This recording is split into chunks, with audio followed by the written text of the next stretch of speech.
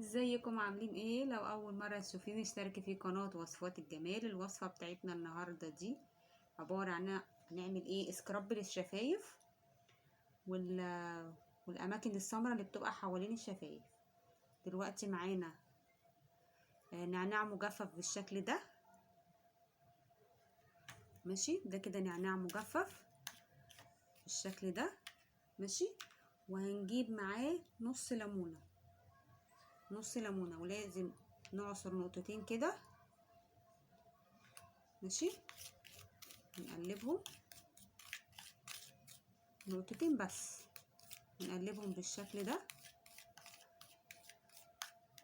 وبعد كده هنمسك نص الليمونة ونعمل النعناع عليها كده بالشكل ده، ونعمل على الشفايف وحوالين الشفايف بالشكل ده. هتلاقي شفايفك كده اتنفخت، واي سمار او اي تشققات فيها. احنا كمان عشان في الشتاء والشفايف بتجف بسرعة، نقعد ندعك كده حوالين الشفايف كده، ندلك كويس حوالين الشفايف والشفايف نفسها. السكراب ده جميل جدا للشفايف، كده تحس ان شفايفك كده اتنفخت.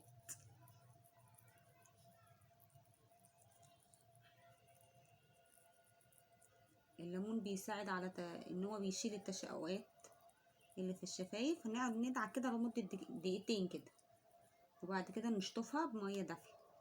وهي دي كانت وصفتنا، يا رب تعجبكم. ما تنسوش اللايك. سلام.